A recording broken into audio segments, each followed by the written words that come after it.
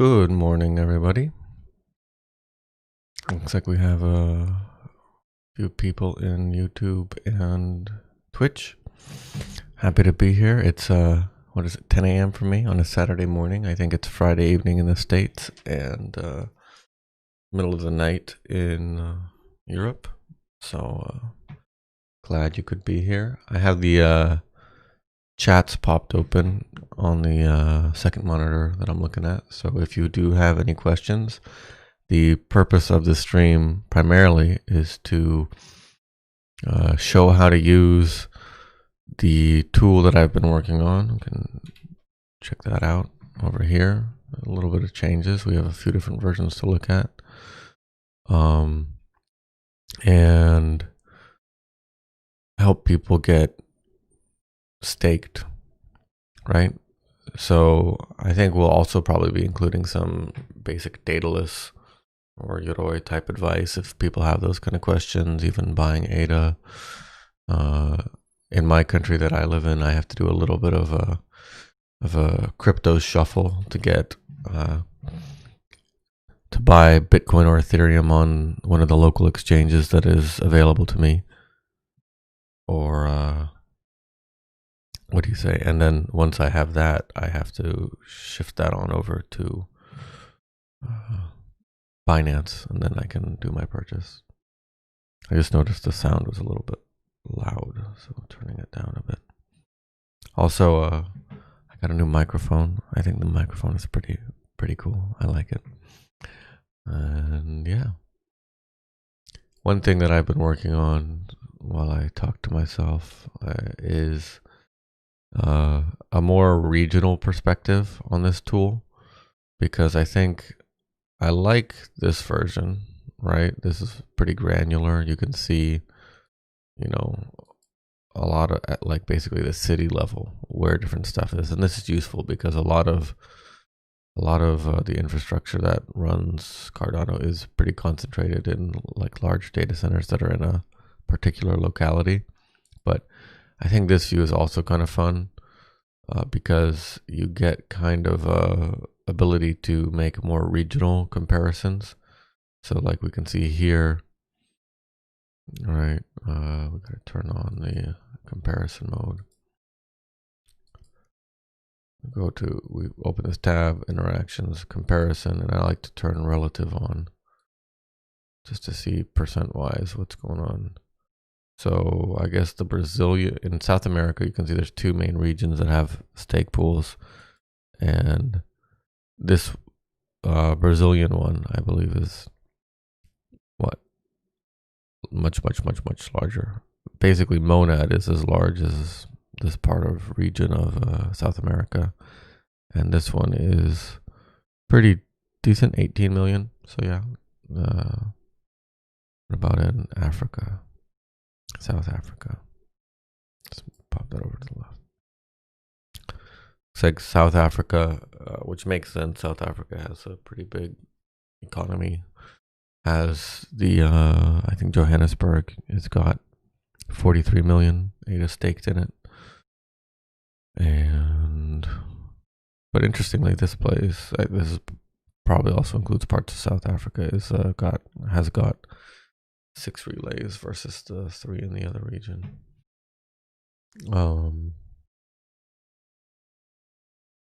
Yeah, Singapore. I'm curious, Singapore versus Tokyo. We can tell at a glance there's actually more ADA stakes there. But this is pretty interesting, right? Singapore is at 2 billion ADA, is it? Depending on how you look at it. I can explain this. Total stake versus stake per relay. In total stake, that number is just for every relay, add the amount of ADA that belongs to that pool in this cell. So there's 90 relays in Singapore. You can see down here, Singapore. There's 90 relays there. If you add the ADA that all their pools represent, I think that's 20 billion. 1, 2, 3. Let's go from this side. 1, 2, 3, 1, 2, 3. Maybe it's 2 billion. 2 billion makes sense, not 20 billion. 20 billion would be like half of all the ADA that there ever will be. 2 billion is a big chunk of ADA, but not that much.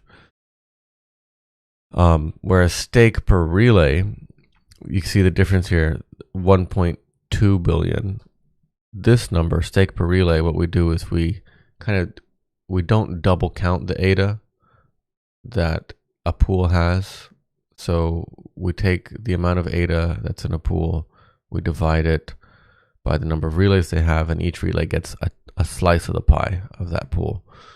But some people have commented that maybe that's not really representative, because as long as you have one pool online, your ADA is safe. So I started using this total stake metric as well, in addition to making 2 versions of this. I got to figure out a better way to do this, but right now the normal version, let's call it, is at cardano.html, and the extra large version is at cardano_large.html. And this one is, better for making comparisons of, let's see, New York to Frankfurt. It's pretty interesting from my perspective. 976 relays in this mega cell versus 538 in New York, but actually slightly less stake per relay and a lot more stake per relay. So yeah, I might go into some Telegram channels and try to get some people.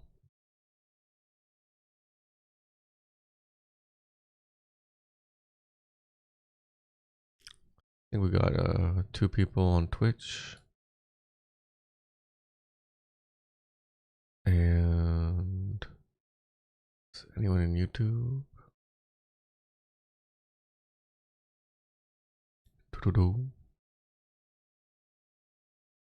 This is the fun part of streaming, right? I get to talk to myself. I think my wife is supporting me in the other room. Hello, wife. Hello, beautiful. She says I don't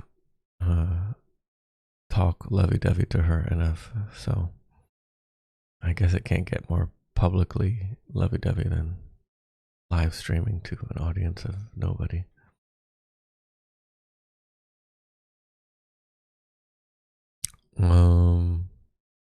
I was kind of laughing when I saw this, because I think this constellation of Ada kind of looks like a Pokemon. I think it's like Scorpio Pokemon or something.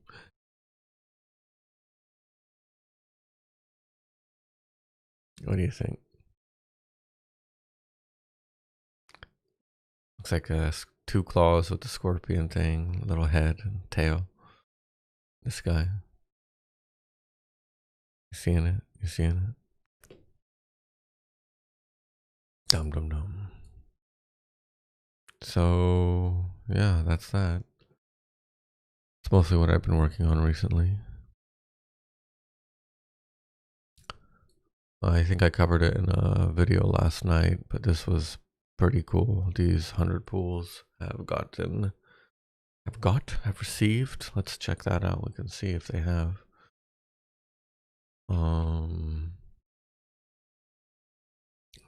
Who were one of them was Babel.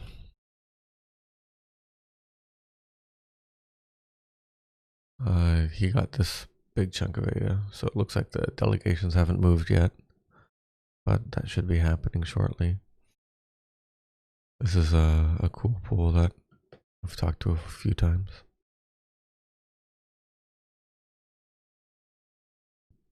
Roadmap status update.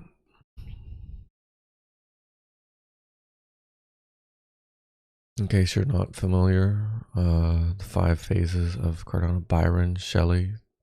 Byron, I believe, is finished. Shelley is most all complete. There's a few things they want to do, like multi-wallet delegation. So from a single wallet, you can delegate to multiple pools.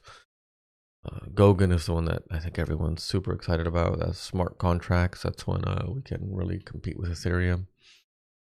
And that's beginning, or has small pieces of it have launched already, like transactional metadata and stuff like that. But we're getting, as the next phase, what is it, Mary, hard fork in February, will enable, I think, native tokens or native assets. And I think right now, from my understanding, Q2 is going to be smart contracts. Basho is the parallel scalability to up the transactions per second, and Voltaire is on-chain governance, which means voting. Okay, so Adestria networking. Looks like excuse me, weekly update.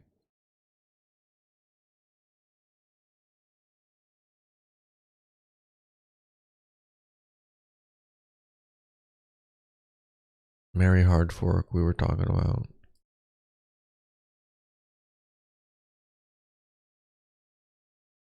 It's like configuration profile machinery from AWS to Cardano node local cluster. So maybe preparing for any possible negative actions or preventing the ability of AWS to do anything to Cardano.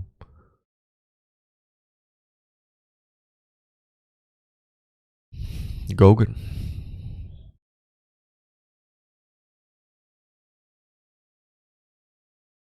I don't think I've played around actually with Blockly, Marlowe, Playground. See if we can make a smart contract.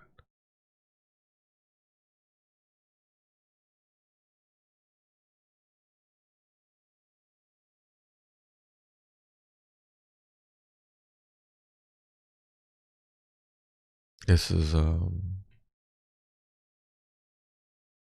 similar to these, I think it's called Scratch, is it?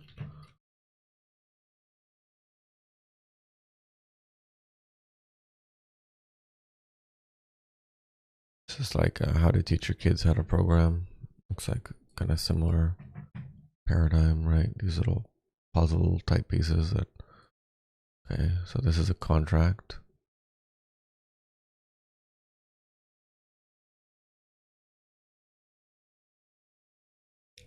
So I wonder if I don't know if this is possible or not, but using this, I had a stupid idea on, what do you call it?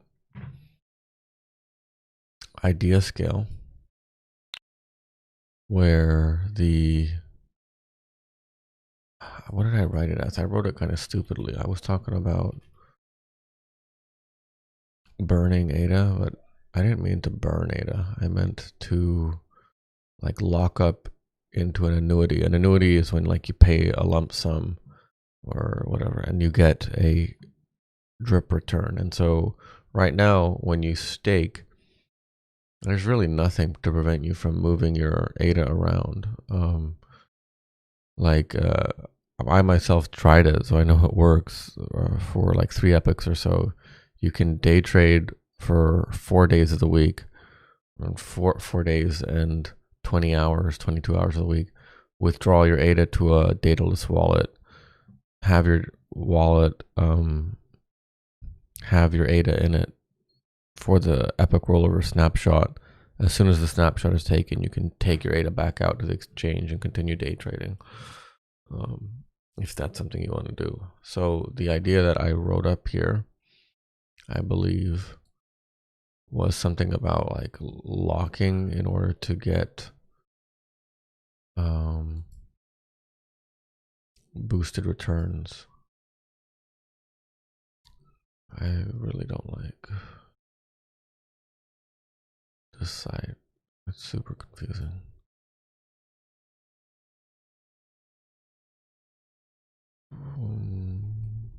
I was surprised here. I made this proposal back on January 13th to basically work on this mapping visualization. And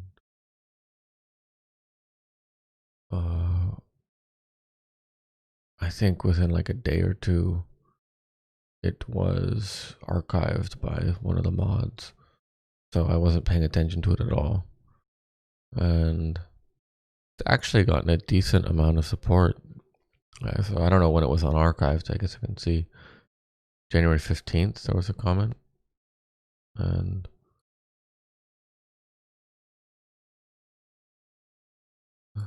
these are my replies, yeah. A day ago. So it's actually, I mean, it's not a community choice challenge. It's just an idea that I would like to do, and if people want to fund it, I'm happy with that. If they don't, I'll probably continue working on it anyways, but don't tell anybody that.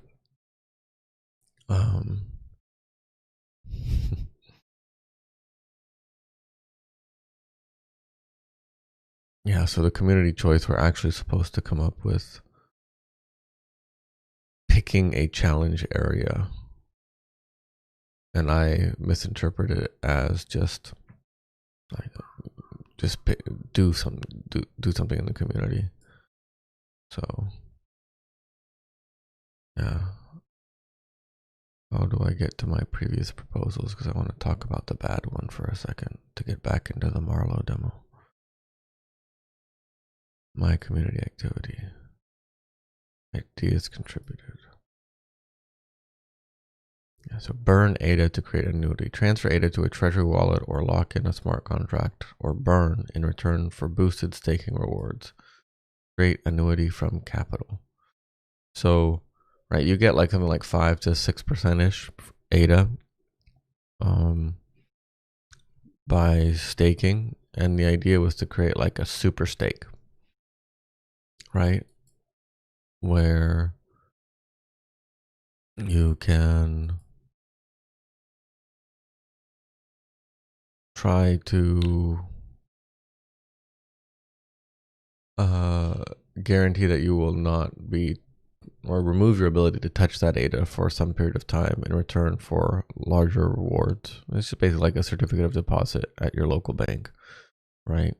There's a time value to knowing, to losing in exchange for losing the option to withdraw, you get extra rewards, which is something I would do, right? I'm in ADA for the long haul, so if I could, yeah.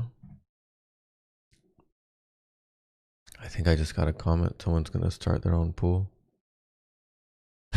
Hey James, I just saw your comment. I wasn't paying attention because nobody's talking to me. I got 2 people talking to me now.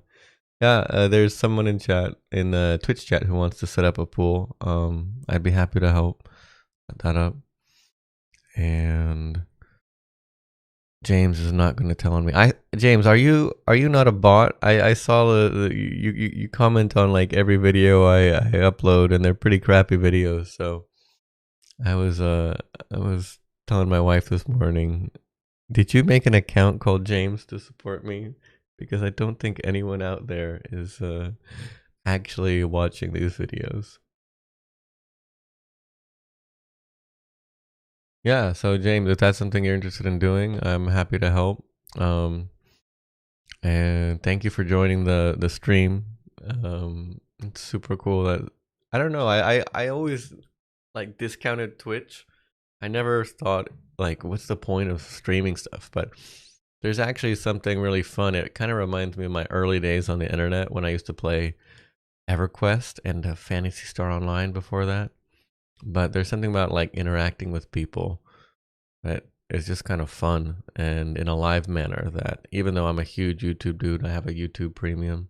I believe you now, James. I believe you're not a bot. Even though, it's online, and something weird about it because there's like an asymmetry, right? Like there's one person in front of a camera talking, there's everyone else or one or two other people watching. There's something a little bit electric about talking to someone and that live interaction, and maybe even more so because I've been working from home. I'm lucky enough to be able to do that since like February of last year, almost a year now. I'm going a little bit stir crazy. And yeah, so James, if I've actually done this with two other people, and I don't help them by making the pool for them. I help them by like joining a Zoom call with them, um, and sharing, what do you call it?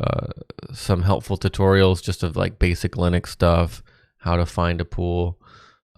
If that's something that's interesting to you, I can actually show you. First thing I did was actually the very first thing I did is I made my pool in AWS, and it was costing me around 100 to 160 bucks a month to run my pool, and my pool didn't have like hardly any delegators. You can see it still doesn't really. That 12 delegators I think is pretty decent, and we're getting like one block every 4 or 5 epochs. I think 5 or 6 epochs. But to just jump back into this, AWS was way too expensive in order to like for me to sustainably run the pool, right? If I was going to spend 160 bucks a month running a pool, I'd rather just add another 160 bucks to my monthly ADA buy, and I would come out far ahead rather than paying AWS $1,920 a year to run my pool that is not able to sustain that. So what I did is I think it was around Black Friday, I went on this website and I found like a deal, which was actually for this rack nerd. Hey man, James, I actually I was supposed to be an architect, so we have something like that in common. And what do you call that? But I punked out. I learned a little bit of programming when I was studying architecture, and so I decided to do that. But brickwork is pretty awesome. I have a professor actually who just finished a building. You can tell me what you think about this. What's his name? Instagram.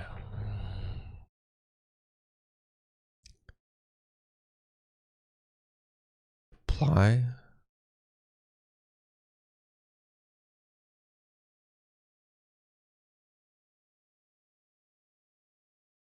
That is no. Craig Warren Ply.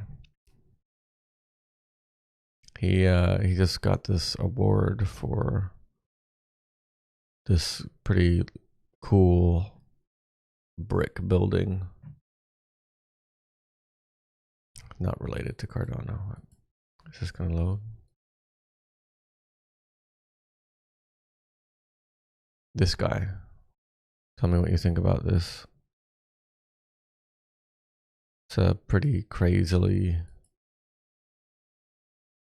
laid out brick building, no? Are you retired now? James? You see the, what do you call it?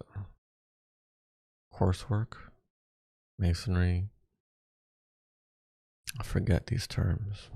I did, draw the lines in a construction site once and laid more. It was really, I don't know. I thought it was a cool thing. And it's like a blockchain maybe, laying piece by piece, watching it grow. It's pretty satisfying, I thought. So if you wanted to make a pool, yeah, I think there's some basic Linux tutorials that you need to do. I don't encourage anyone to do these pool as a service type activities.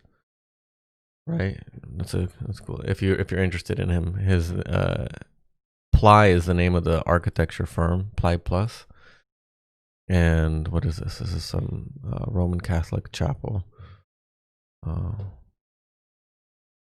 And I think it's probably somewhere in Michigan because they were based out of Ann Arbor. So there's that. But if you are interested in doing that, I am happy to help people who want to learn and get this kind of pool going and online. Like I said, I think there's two pool. There's one pool that's in progress. It's been a few weeks now that he's been working on it, and he's very close to being online. That's the DeFi pool. Boom, boom, boom. I really I like some of these. What are they called? Norman bricks. They're a little bit shorter but wider. They look pretty cool, I think. But 3 viewers over on Twitch. Woohoo! So just because it looks like we have a little bit of an audience now, if anyone has any questions about finding a stake pool, that is the main purpose of this stream. And what I would do there is I would help you use this tool, which is a site that I've created, to maybe find a pool near you. I don't know, James, are you comfortable sharing maybe the region of the world you're from, like northeastern United States or southwest or something like that? If you don't mind, even if you don't not really want to stake with them, I'd really like to answer some questions live on how to use this pool tool and how to get like answer some real questions. So even if you're happy with your current pool, just hypothetically, like what are you thinking about, James, when you're trying to stake, and anything along those lines for James or for anyone else in the either chat. This is both on YouTube and Twitch right now. I'm trying to pay attention to both of them. I apologize if I missed something. Also, I just got a new microphone, so if it's a little bit loud, I noticed the video I uploaded last night was pretty loud. I don't know if your ears got hurt, James. I was pretty embarrassed after I uploaded it. But I guess you can always turn down the volume, but if you need that, let me know and I'll turn down the gain on the mic. So we were talking about making the pool. St. Louis, Missouri. I think I've been to St. Louis a few times. One time, St. Louis. Where's the arches? Is that St. Louis? The what do you call it? That big arch. USA Arch St. Louis. Is that it? The Gateway. Yeah, I have been to St. Louis. It was I had an awesome lunch there. I drove down from Ann Arbor, Michigan, and I had a little meeting down there. That's cool. So we can do this and go over to monadpool.com/cardano.html. Links in tons of the descriptions, I think, for most every video I make. So before we do anything else, let's just go and try to see. I guess we can test my geographical skills. Yeah, James, I get you, man. I try not to shill it too much on the channel. I also have a pool. It's called Monad. It's actually a term from Haskell, which is the language that programming language that what you call it, Ada is built in. But I think this is Missouri, right? And I'm gonna have to admit, I don't know what part of the state Missouri, St. Louis is in. You say Missouri or Missouri? Missouri. Oh, sorry. I should respect your privacy a little bit, James. So if we turn on labels here, I can try to account for my. Oh, look, that's pretty cool. Kansas City, there's 3 over there, and in St. Louis, it looks like there's actually a decent amount. We zoom in. Just to be clear for everyone. That'd be cool. That'd be awesome. So these are not you. If there was someone in St. Louis staking to a pool in Paris, let's say, there would not be a dot from St. Louis. So if you're like concerned about your privacy or anything, this tool is not at all compromising anyone's privacy from a delegating perspective. I had a few people who they weren't they didn't jump to that conclusion, but they were thinking, oh, well, there I am. Unless you're a pool operator with a relay, you won't appear on this map. And I actually want it that way because I don't think it's cool to spy on everyone who's delegating ADA and out them on the internet to say, you know, guy with big bags is here. So again, every pool, if we go back to that for a second, has to register some relays on the blockchain. They actually send a transaction to the blockchain and say, this is my pool, there's some relays. Yeah, and actually there's 3 dots here, but if we mouse over it, we can see there's actually quite a few pools in this place. So the first one we're seeing is Charity, or CHRTY. They've got 3 relays. They've got 45,000 pledge and 370,001 ADA. They're on some infra provider called Contabo. So you'll see some people are on like AWS or something here, and sometimes it's if a lot of pools are in the same data center. What I've done here is I've put their tickers into the other pools here area. So you can see there's not just Charity here. There's Mant2, Mant, Poly2, Horse, Turbo, Solo, Deepata. I wonder if I can just copy and paste these and see them. And Poly. So even though this looks like one dot, there's actually multiple pools operating from here. That's what I'm trying to say, James.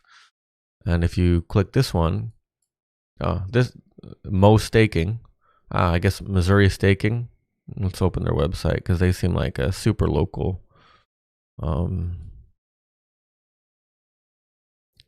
staking pool. Your gateway, I believe St. Louis has a bit of a gateway theme because of the, how do you say, arches, gateway to the west and that kind of thing.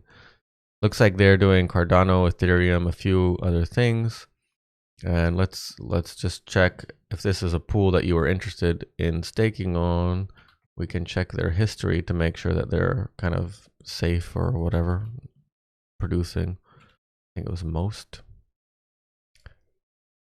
So if you look here, they've got 207,000 active stake. That's where I was at for a while. I'm just barely over that 270. And you can see this is they're doing a good job. I'd say that if you really want to support a small pool that's local to you, they're staking from the show me state is what their slogan is up here. And you can see something happened. They got a huge amount, a lot of stake early on. But if you stake with a pool like this, you won't get rewards every epoch. You'll get in one epoch, you see an epoch 230. I don't know, is this very small? I can try to zoom in. In epoch 230, which is where I have my mouse on, they minted a block for the first time in like since epoch 224, and the annualized return on stake for them there was 35.9%. But then they go an epoch without rewards, and then they get another one with 32%. Then they go 2 epochs without rewards, and they go 1, and they go 4 epochs. It's almost like a Fibonacci series, but 29. And if you average all that out, you can see up here, what are they? They're given 5.35% back. They're not giving. The protocol they've earned their delegators 5.35% over the lifetime of the pool based on the amount of ADA that was in it. So this is like super local. You probably, if they have a website and a contact me and you want to get, it looks like they have a Twitter. I made a Twitter account just for my pool because I'm not big into Twitter. I don't really like this, but You could probably reach out to them on Twitter if that was something you were interested in doing, and get, what do you call it, involved in your local staking scene or ADA scene. Join any meetups in the future. So that's one. Looks like we found one. Pretty proud of that one. Looks like a decent pool. CLIO. I think this guy, CLIO, is actually, he makes a tool which many pool operators use to broadcast their relays to each other, so that when you're connecting to various other relays to run the network, you need to know, like, who are they, where are they in terms of the IP address, and what port are they running on. And this guy runs a service there. So this guy is kind of like I don't know, like a plumber on the Cardano network. He's providing some really good services to allow us to find and operate pools more efficiently. So Clio, I think this is a bigger pool, is operating something right on the river. I don't know if that's pretty close to the arches, but this pool, you can see it's got 47 million ADA in it, 250,000 pledge. So the pledge alone is larger than the other one, and I don't think Clio, even though it's got a 1 in the name, I don't think they have multiple pools. Let's check quickly. If we just look for Clio, if they have, yeah, I only see Clio 1, so I don't think Clio is running multiple pools. So if you wanted reliable, you get your rewards every epoch, and you wanted to support someone that was doing stuff that helped other pool operators, then Clio would be a decent choice, because I personally use their service to run my pool, to help run my pool. And what's this DP ADA? That's safe for YouTube. It's a little bit hard to click on this right now, so I'm going to change one thing over here to make these slightly more differentiated. Let's change this to like 45. Now we have like an inner circle and a baby circle. So there's a charity was one, and what was the other one? DP ADA, something like that.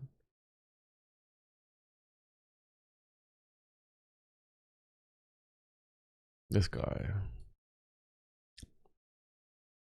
DP ADA pools.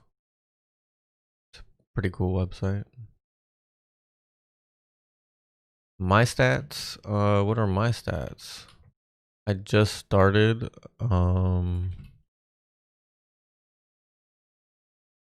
back in 230, so pretty similar to, what do you call it?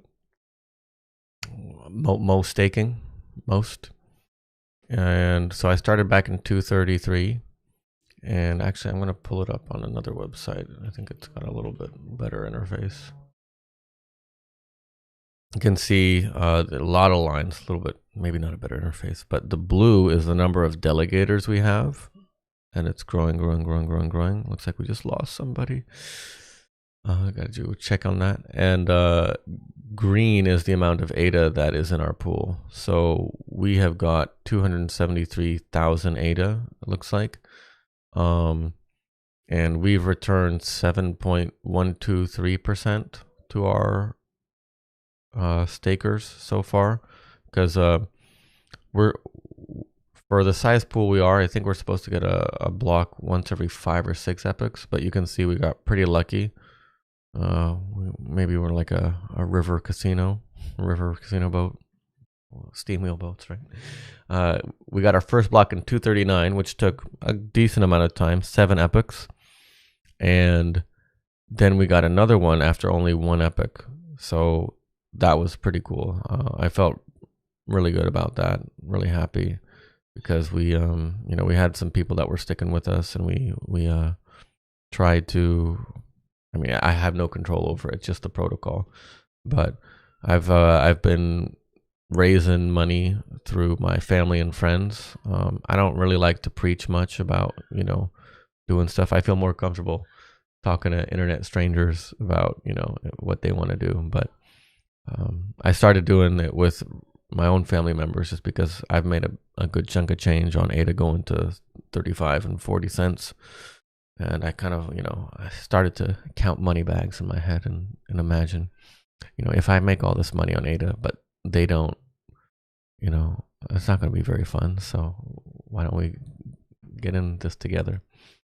So, what do I put around 25 to 30% of my paycheck every month into my pledge. So that's been going up. And that lets you know that I'm really invested in correctly running this pool because, right, it's like I'm basically paying another chunk of taxes, right? And if I don't correctly run the pool, then why am I wasting like 25% of my income doing that?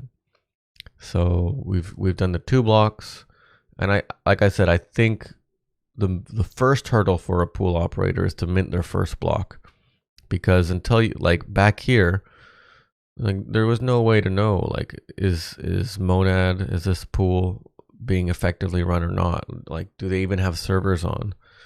Because people can delegate, and there was no block, so you couldn't know, like, are they actually ready to make a block? So I think that's like a trial by fire, and I think every pool operator needs to make that kind of like on their own through however much ADA they have. They just got to wait till they get the first one. Once you get a block, that's a signal to the rest of the world and the network that, oh, they know how to run a stake pool. They are running their stake pool, and they did everything right to get the block. So once that happens, I think you see a decent bump. Like, it took us 7 epochs to get to 7 delegators, and then we've seen a pretty large growth. We've almost doubled in delegator size from 239 to 242, so just over 3 epochs we've grown our numbers.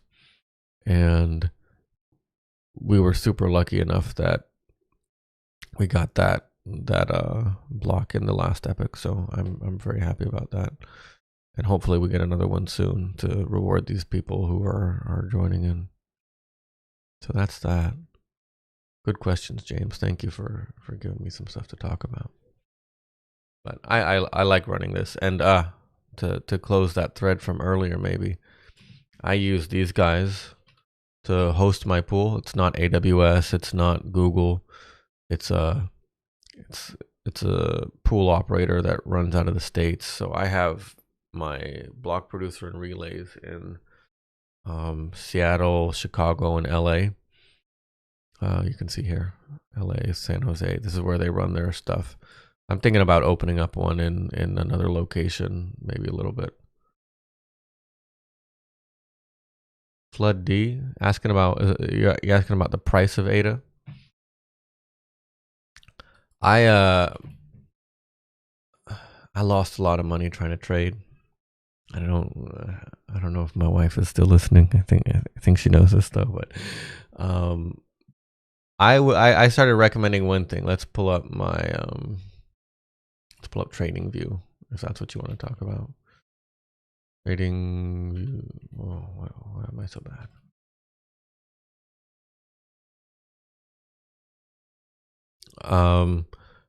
What I'm recommending nowadays is, this is such a bad chart. I guess we can just open this one. Excuse me, I got a little bit of funny note.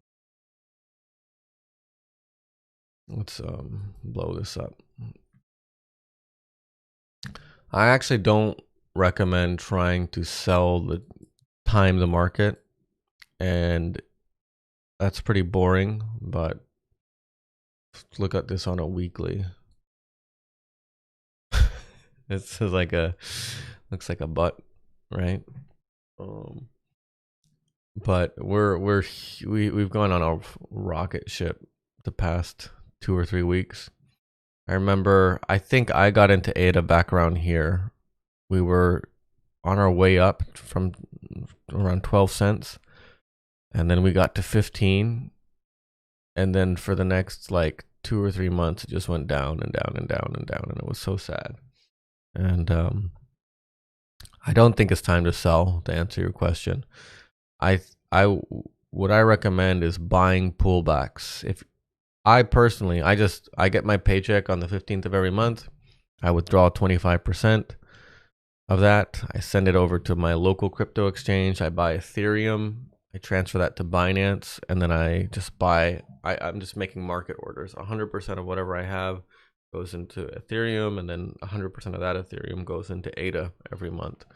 And I don't really try to time it. I'm happy if the market's down when I'm buying, because it means I get more ADA. But the one strategy I've considered doing is, rather than buying on the 15th of every month, let's look at what it was on the 15th. On the 15th, so I bought around here. I think I got in at like 30 cents, and then it crashed to 28 cents. First ADA at $1. There you go. Wow, there's 3 people talking in chat. Oh my god. Say hi to each other, guys. First ADA, and so it sounds like James got in back in the beginning. He's an old school dude. Back when it's not even on this chart, but back in 2017. And so I bet what James has been doing, if I understand James, is he's been lower, even though he bought his first ADA at $1. I hope for James's sake he was buying a lot down here, right? In the accumulation phase, as they say, way down in these barrels. And even though he bought maybe a bunch of ADA at $1, he could have got like 10 times that, the ADA, for the same amount of money back in down here. So let's say he put $100 in ADA at $1. He got 100 ADA, right? Should I do this in a spreadsheet? I don't know. I'll at least do it in a notepad. What am I doing? Vim chat. So $100 at what? $1 per ADA. You got 100 ADA, right? Let's say he bought another $100 when it was 50 cents. Well, your last 2 cents? Did you get in at 2 cents, James? How okay, can you use numbers like this if you don't want to share your actual purchase? Like, let's say if your first purchase was $100 at one, how many hundreds of dollars did you put in at 2 cents? 100 ADA for awesome, James. I swear I'm not spying on your bank account. So he put $100 in. He got 100 ADA for $1. How many ADA did you buy at 2 cents? I'll get to your question in a second, Flood D. Just want to go through this. This is pretty cool. O2. Did you buy another $100 at 2 cents? Or hey Forge, I see you there, by the way. Forge is my buddy. Forge is actually one of the stake pools that we've been working together to help each other get our pools running better, and kind of like look into things on each other's side and help each other get solid. So I appreciate him being here. I also have a Telegram open, Forge, if there's something you want to say or do. If you got it, I don't know if you got your stream going or not. So if James bought another $100 at 2 cents, how many ADA did James get?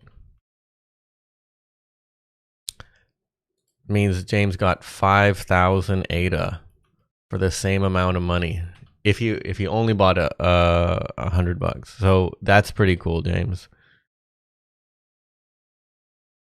Man, you guys are so cool. 3 cents to 6 cents. Yeah, that's what I was just saying.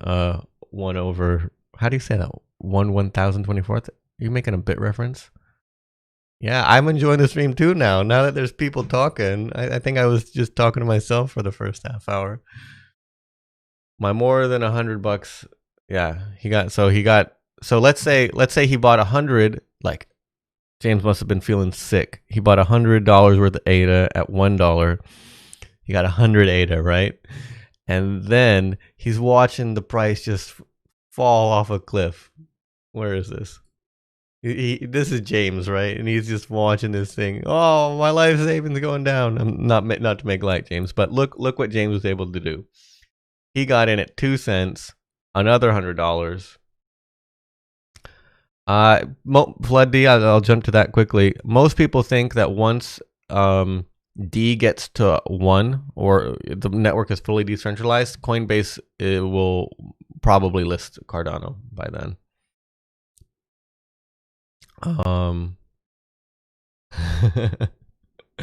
Yeah. So quickly here, we can calculate James's cost basis for ADA, right? Even though he bought at $1 per ADA, he also bought at 2 cents per ADA. So what does James have? James spent $200 and he has 5,100 ADA divided by 200. I think, is that right? Is that the right math? I started trading crypto in 2013. Let me try to pull up a tab. Let me open my Google Photos album. I've been in crypto for too long and I'm too goddamn poor for how long I've been in crypto because I was not smart. What was I doing? Let me pull this up. Yeah, so I got this over here. This was you can see that this is my Google Photos album. I just opened this on my second monitor. I was in school those days. I was in student housing and we had unlimited free power. That's my man, James. I like it. I like it a lot. DCA that. So from November 30th to December 2013, I think this is when Bitcoin was going from $100 to $1,000. This was the second time I was into Bitcoin.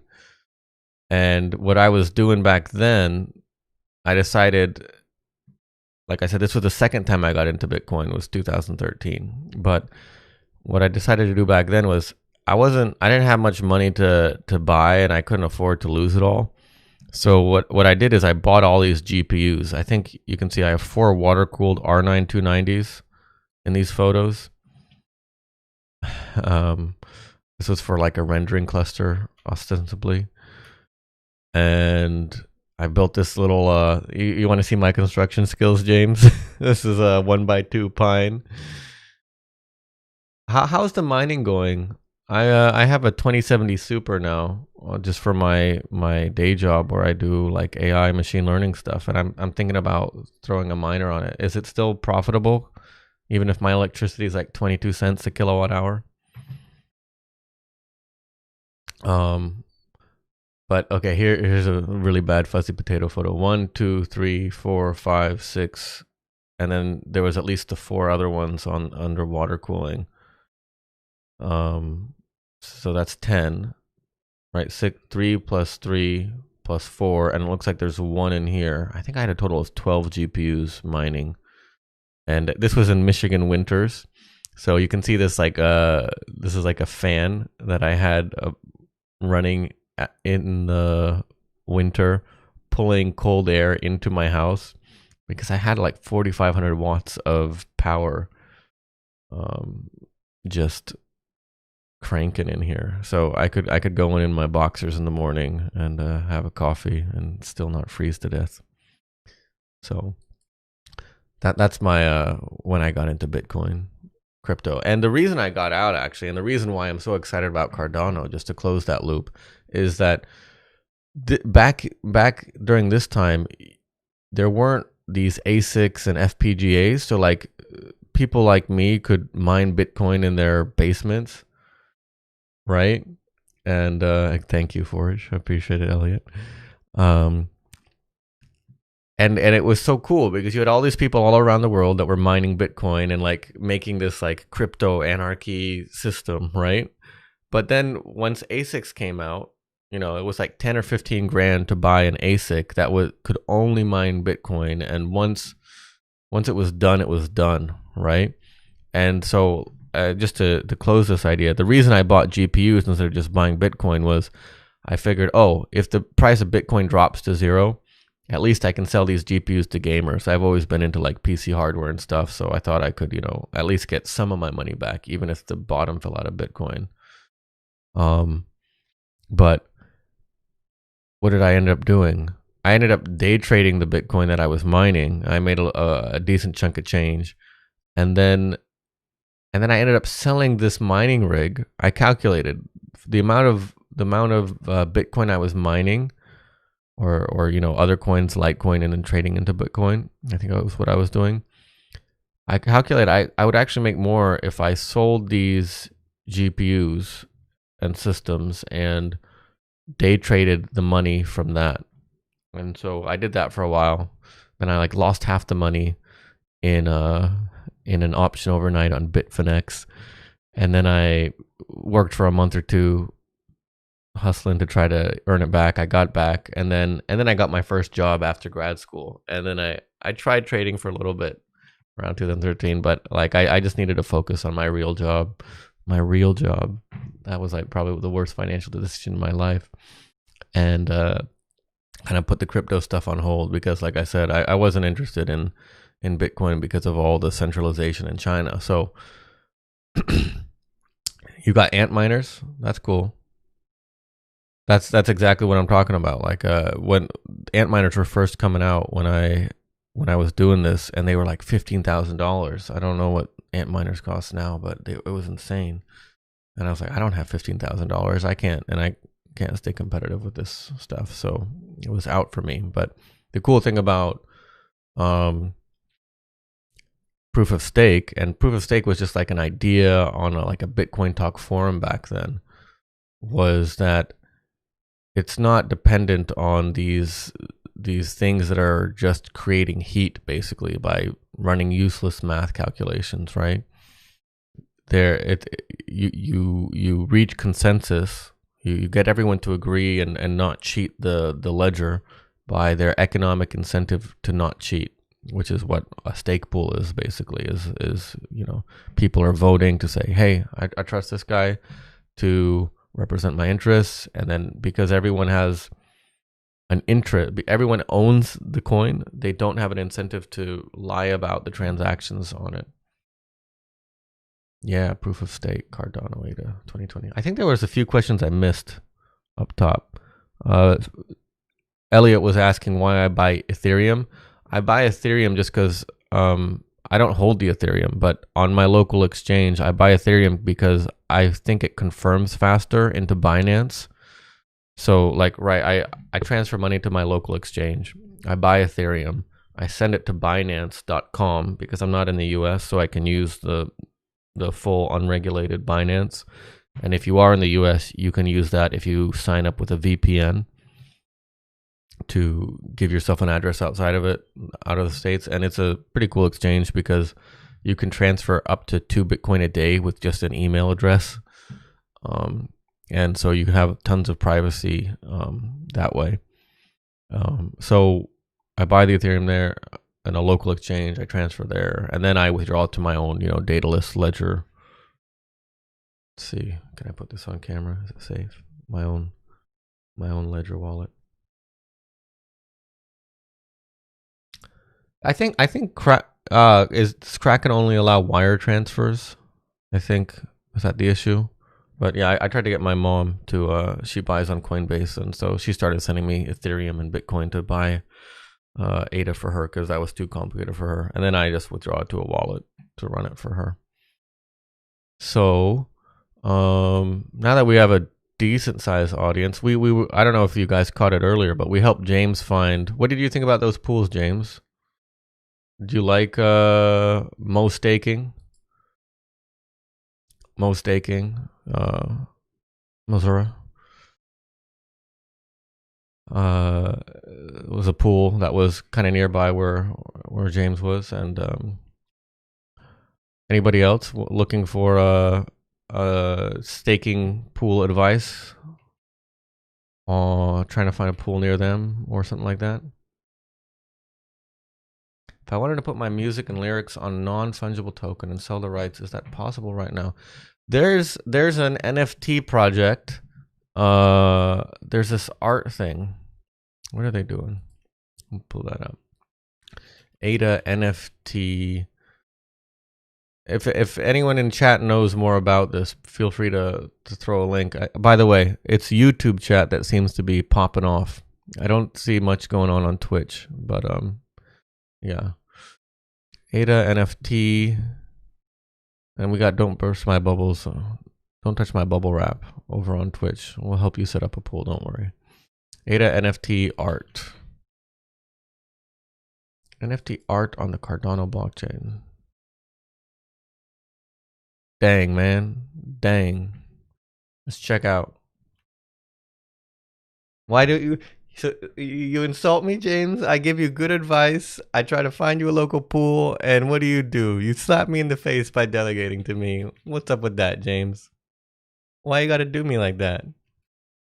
Holy shite. Holy shite. Monad is now over 300,000. James. One sec. James. Thank you, James. You made this worth it. I really appreciate it. That's super cool. That's not what I wanted. Maybe it is what I wanted. It's not what I was trying to do, but be a little bit honest with you. So yeah. By the way, what do you think about those transitions? I can see Forge over here. Oh, look at my baby over in chat giving me emojis. What's up? So, yeah, to be honest, I was a little bit gutted because I had applied to the IOHK. What do you call it? This thing,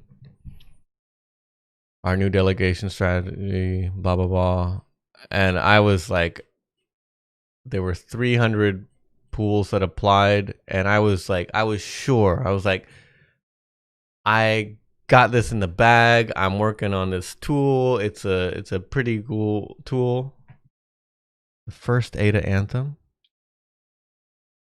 Oh, you made a song? You wrote an ADA anthem? Well, I'll upload that to YouTube, James. I'm gonna rock out to it while I work. So let's get back to James's question. NFT art. There was a guy that I saw that was like selling some kind of NFT tokens, and I have to admit I'm not totally up to like what does it mean to have an NFT? But there are native tokens coming out in February. And yeah, there was some guy that was selling like 10 or 12 pieces of art on, I think it was on Cardano. Does anyone know about that? NFT Cardano art.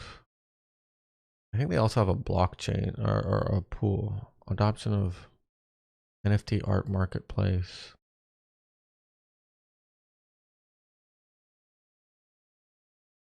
What music do you play, James? What are you into? Is it like rock or rap? What is the ADA anthem?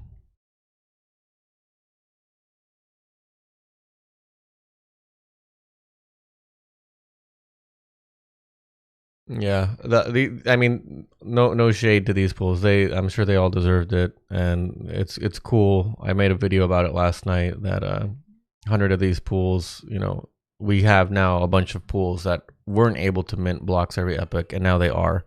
So that's awesome, right? Because that means that they're more likely to get on this growth path where they're able to sustain themselves and contribute to the decentralization of the chain.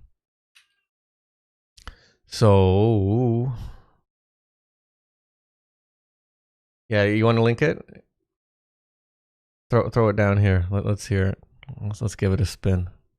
I don't know. I can try to adjust this. I'll put some headphones on. I can listen to the first Cardano. But I don't know. I don't know if James is saying he had the first anthem. So I don't know if you're gonna do James like that. You're gonna disrespect him by throwing down your supposedly first rap, Elliot. I know it's not yours. Oh, actually, this is pretty cool. DeFi Authority. This is the other guy other than Forge Stake Pool, who is I've been talking to a lot in Telegram. I've been helping him trying to get his pool online. Send the link. Where did you send the link? I'm looking in Telegram, Elliot. So I'm gonna put this in this.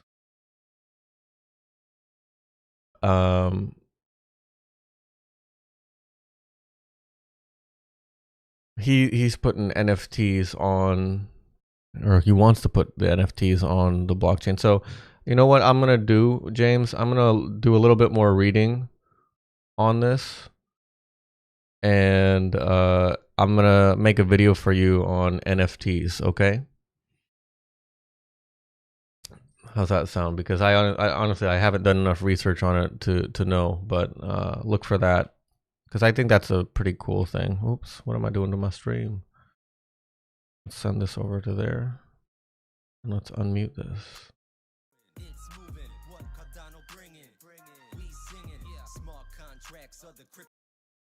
Are you guys able to hear my PC audio?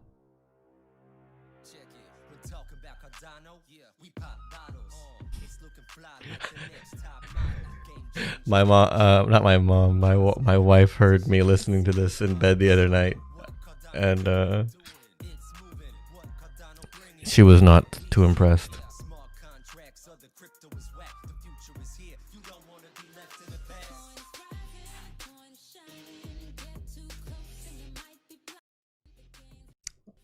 I wish I had Charles's beard. I had a friend from college. I don't usually post photos to Instagram, and he saw a recent shot of me and he said, "Nice Mexi stash, dude." I was pretty honored by that.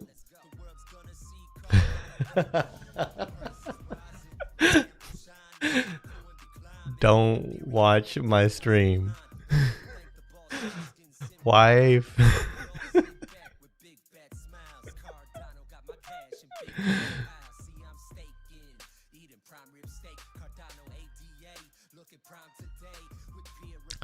James, you gonna throw it down? If you want to make your own video, James, yeah, that'd be cool. If you want to make a video, I really don't like video editing. I don't know if you guys have been able to tell, but I do all my videos in one take.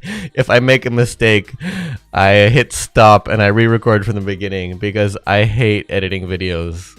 I can do it, but it's just so much of a pain in the butt. So if you guys make enough comments on it, I'll get my act together and get some real video editing software. This is your song, James?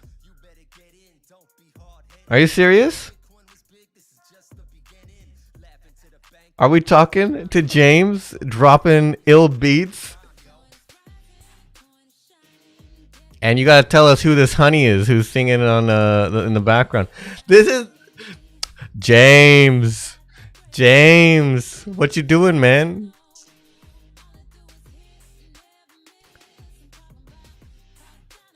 So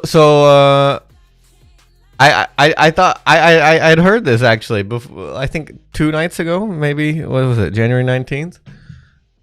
I got a goddamn celebrity in my chat. Why are you in my chat? Why am I not in your chat, man?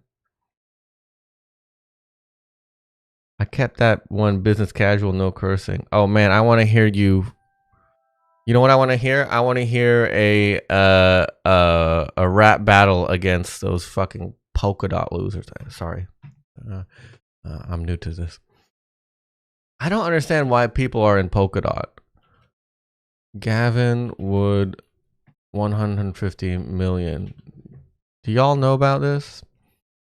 Like 2-3 years ago, like they locked up $150 million in their ICO funds and people just stop talking about it. How do you trust someone who, like, this is why Cardano moves slow and diligently, right? But I don't know, like, I don't understand what people are thinking. Can someone explain it to me? You lose 513,000, that's even more now. 500, oh my God. 513,000 Ethereum now. What is Ethereum at? Like 1300? What am I thinking? ETH price. Oh my God. It's like $500 million. Did they ever get this money back? So 1237 times, what was it, 513,000. They have $634 million locked up. He was confident back in 2017 that it's not lost forever. Has there been any update? Were they able to access those funds?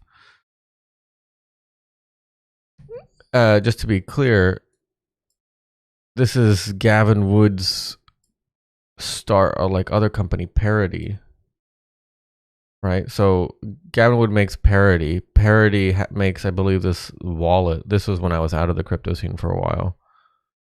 Jesus. So what I'm saying is, this is material for James in ADA versus Polkadot takedown, right? You can tell you can make something about how you know, while Ada's doing this, I think the sick burn is gonna be, hey Gavin, you could like drop a link to the address that this this Ethereum is locked into that nobody can touch. That'd be good. I think that'd be some good crypto r/cryptocurrency stuff. I'm gonna snoop on curves and crypto. Dangerously sexy Cardano car wash. Oh yeah. I'm gonna check out it. Well, look at what I'm gonna do over here. There we go. Curves and crypto. That's what we like. That's what we like. Hey baby. Hey baby. Get some curves and some crypto. Yeah, James, you should make a pool. It looks like, I mean, you're killing it. I got 103 subscribers, 2,600 views, man. There you go. There you go. I gotta get some marketing advice from you, man. Are you accepting sponsors on your videos? What do I gotta do to get a shout out to Monad on one of these Cardano Anthem drops? That'd take us. Did any of you guys ever listen to Nostradamus?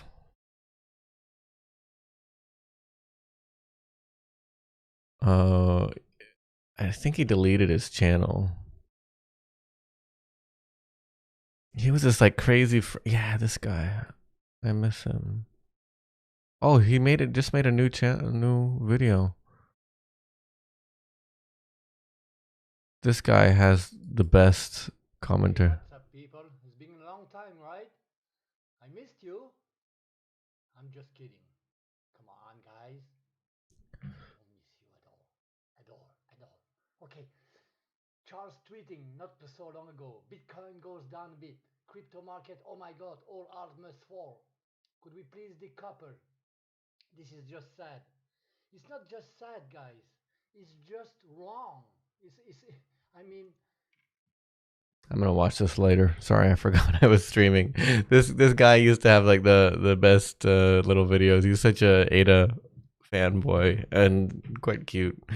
I think you know how to edit, James. That was that. Maybe here's the idea, James. I record some videos. I send them to you. You edit them together. Chop that shit up, and then I don't have to edit videos. We'll work something out on the staking side, okay? This is not sad. This is fake news. I'll have to check this out later. I like this guy. I really recommend subbing to him. He had a ton of videos before. He would do it like every other day. He'd do a ADA market analysis, and this is when ADA was going down and down and down. And he bought in, I think, around 45 cents or something like that. So he was also kind of in some pain and whatnot. So that's so cool. 12 hours ago, he came back. I'll check that out. Yeah, okay, James, we got that. I'm gonna do some research on the NFTs, figure out how what does it even mean? Like, I don't understand this NFT thing. You put something on the blockchain, and then whoever owns that thing, that address, owns that piece of art, but everyone can see it or everyone can listen to it, but only like one person owns it. And like, is it like they own like the licensing rights to it, and they can sell it and move it around through that kind of like certificate or that transaction? So like Taylor Swift can like buy her the rights to her stuff that way? Or I gotta understand this a little bit. I've seen it thrown around. What is an NFT?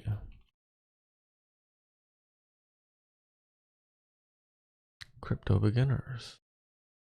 2 minutes? Can we watch this 2-minute video? It said it was 2 minutes. Why is it saying 5? Oh man.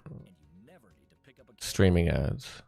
So I'm going to describe what an NFT is in the most basic terms I can. NFT stands for non-fungible token. Fungible means something is able to be exchanged or substituted and will hold the same value. It's interchangeable, like the dollar, gold, casino chips, Bitcoin, Ethereum, or frequent flyer loyalty points. If I lend you $10 cash and you return to me 2 $5 banknotes, I'm fine with that because even though they are different, they hold the same total value. They're fungible.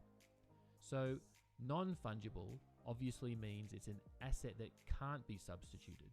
It has unique attributes that make it different from something else in the same asset Okay. class. I know fungible, non-fungible. A theater ticket, a house, a video game skin, a trademark, or a CryptoKitty, which was yeah. use case to take off on the Ethereum blockchain in 2017. Some of these assets are physical and tangible, and others are digital and intangible. So NFTs are non-fungible tokens. Token refers to a digital certificate stored on a secure distributed database called a blockchain. So NFTs are digital assets, publicly verifiable intellectual property authenticated on a blockchain. A popular place to currently browse a variety of NFTs is on OpenSea.io. It's an exciting space. I believe the NFT space will continue to grow in the coming years with some. So you basically sign over the rights to the copyright and say that this, whoever is the holder of this certificate owns the copyrights to the music, but anyone can listen to it, like on other platforms, like on Spotify or whatever, or YouTube. I guess the thing I don't get about it, right? Like, yeah, somebody owns a CryptoKitty, but anybody can see that CryptoKitty, right? So what is the point of owning this NFT if in that sense? Is it just like the personal pride of ownership, this concept? Like if I live down the street from the Louvre and I can go see the Mona Lisa whenever I want to, like, it's kind of like a digital asset on a blockchain, no? Like everyone can see the asset, but only James over here owns it. I guess I'm starting to wonder, like, what is ownership? Other deep questions. By the way, if you're not aware, we also have a Twitter channel or Twitter account. I usually post the videos and stuff like that over here. And other kind of commentary a little bit.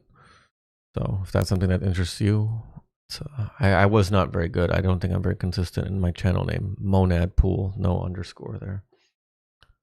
Oh, you can't hear what I hear? I thought I had the desktop audio turned up. I'm sorry. I'm so sorry. I was listening to like 2 minutes of video for what is an NFT. Okay, well that gives me a good chance to explain. So they were explaining, right? I'm gonna pull up this chart. We can talk over it. So this was pretty good. I like this. You have an. I'll fix that for next time. By the way, I thought I had desktop audio turned on. I didn't. I was also for your song. Your song, I was just jamming out. Oh my god, that's so embarrassing. I was listening to your song and I thought everyone could hear it.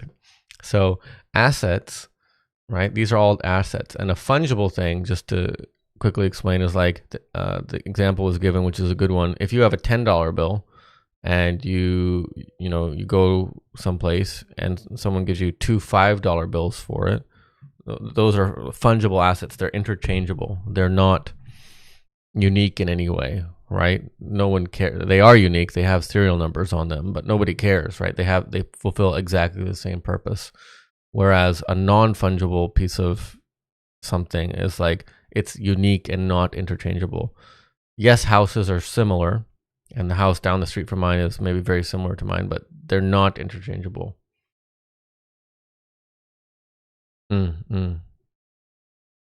So what you're saying is they would own the monetization, right? So okay, that kind of makes sense to me. So when you make an NFT, you're not necessarily putting your song on the blockchain. You're putting the rights to your song on the blockchain. Is that right, James?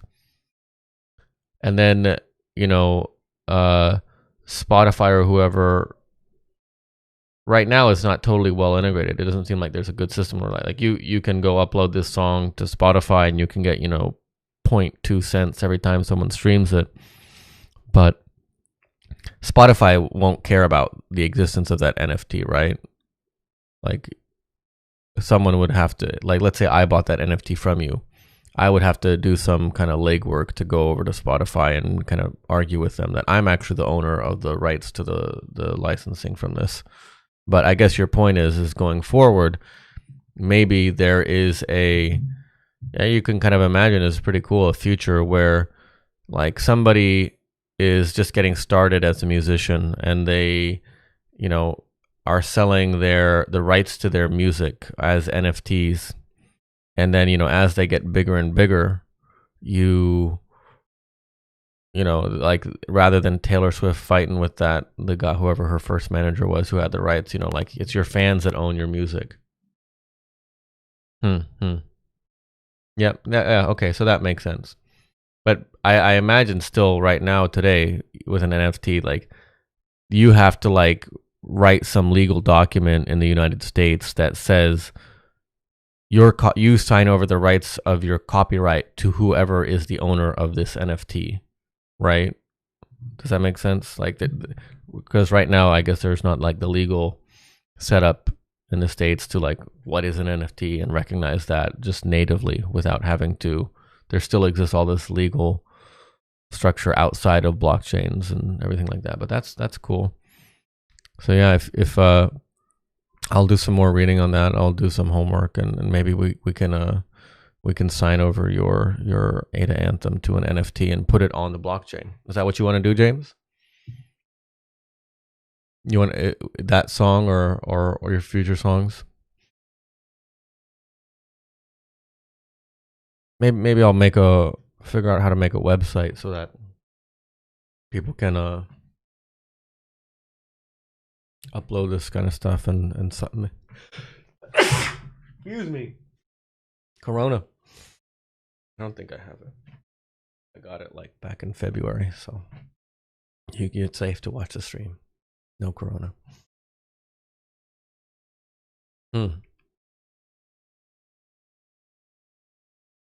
Rick and Morty creator sells NFT art collection for over 1 million in Ether. That's pretty cool. Are you, just out of curiosity, James, are you going to keep this NFT or are you going to try to sell it? I think it'd be pretty cool to set up a little. I guess they probably already exist, NFT auction site or something like that, and almost just for like the publicity, right? You probably want to keep it, but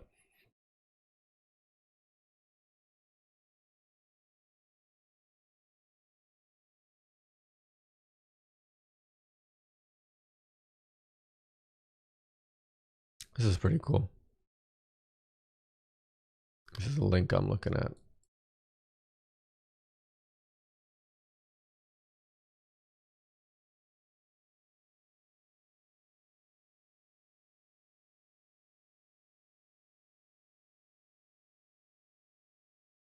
We're gonna do this. We're gonna try and make this annuity.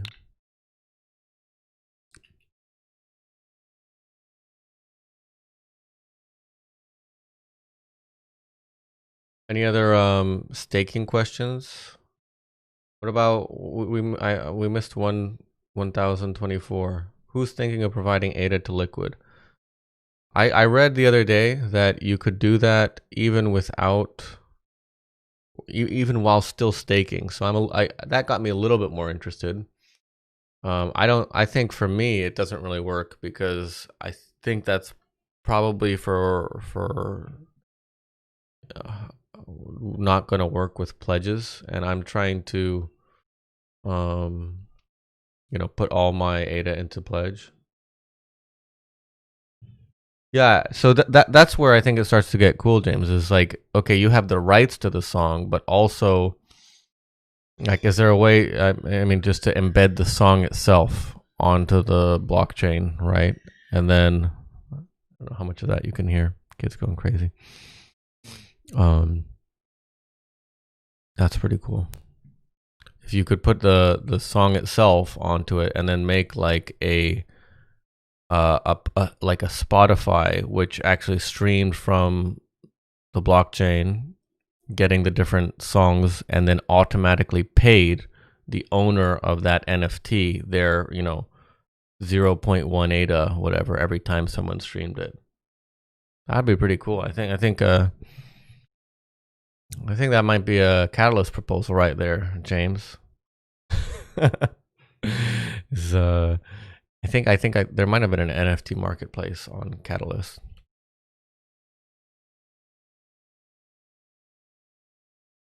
NFT art on Cardano. And like I said, this that DeFi authority guy that I'm talking to is pretty. He started his pool with the idea of doing something in this space, so I'll give a chat with him, see if we can figure something out. He's like a professional software developer. I'm just like a fake professional software developer, so right. I didn't go to no school for that. I went to too much school, but not for programming. So,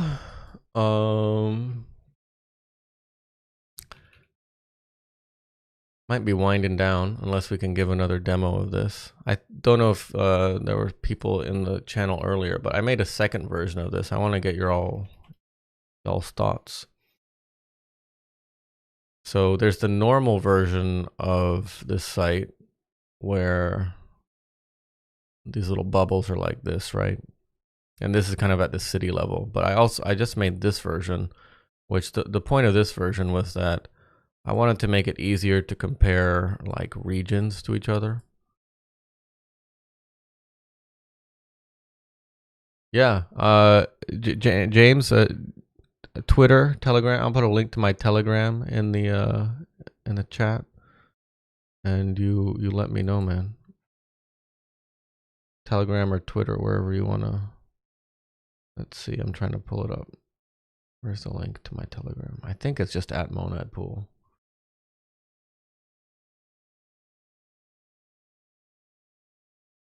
Edit profile.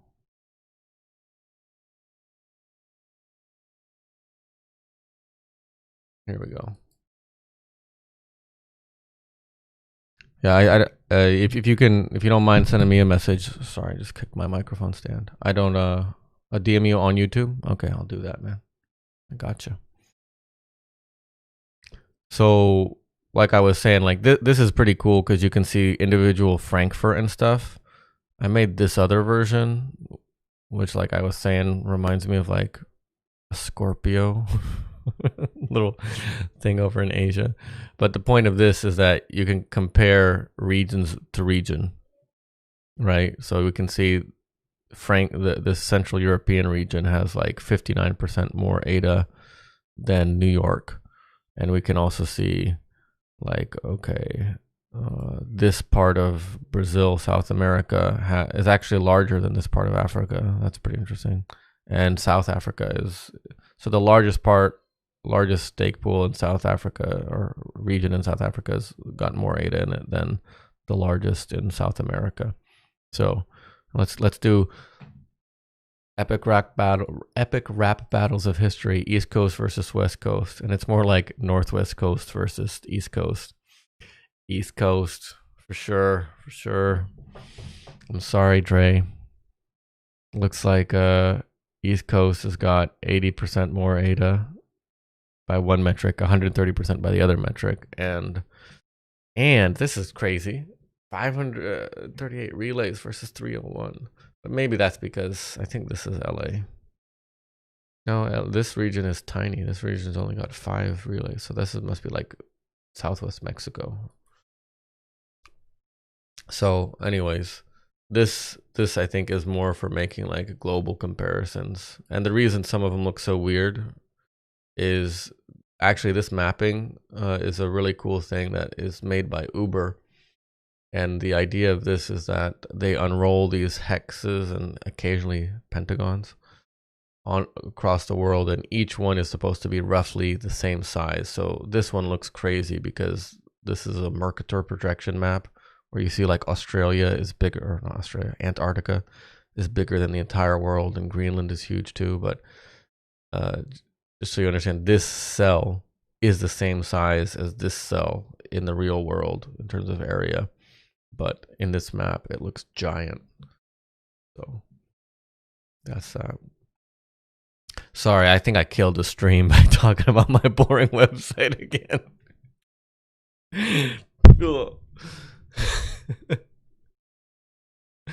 Yeah.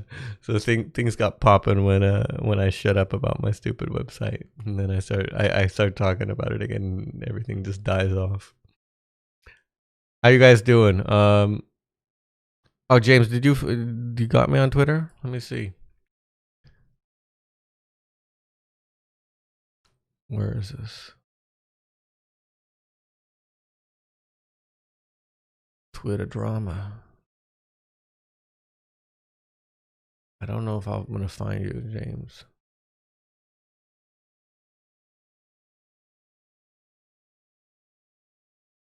What was curves and crypto? What are you under? Oh, there we go. Okay, I got this.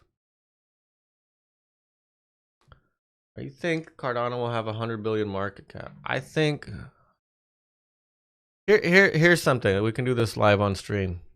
This is kind of cool. I hope this answers your question. What do we think Cardano is gonna go to? Or what can you make in Cardano? So if we go to coin market cap and we look at Bitcoin, this is my indirect way of answering your question. First of all, let's look at what is the current market cap of ADA today. ADA is at $10.8 billion. You see me right here? $10.8 billion. So let's go and let's look at Bitcoin. When was Bitcoin at $10.8 billion?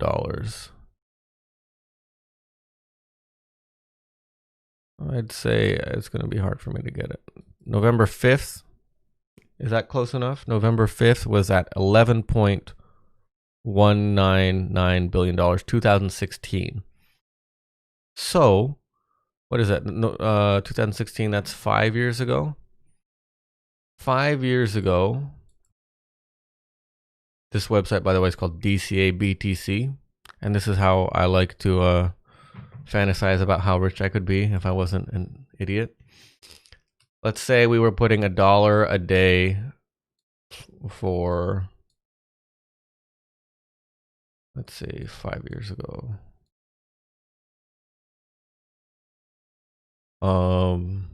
Compared to other assets, yes. So if we were only buying $1 of Bitcoin every day for the past 5 years, that Bitcoin would be worth $33,000. We would have invested $1,827. There's 1,827 days between now and then, and it would have grown to 33,000. So, if you think that, ADA is still in kind of early days, right? And of course, we think Bitcoin is going to keep growing like crazy. If ADA has a similar kind of growth to Bitcoin, right? I'd say, there will be crazy ups, there will be crazy downs, there will be periods of stagnation, and then there will be another crazy up kind of thing, right? Let's see, how much daily would you have to put in for the past 5 years to get to be a crypto millionaire? Getting a little bit high.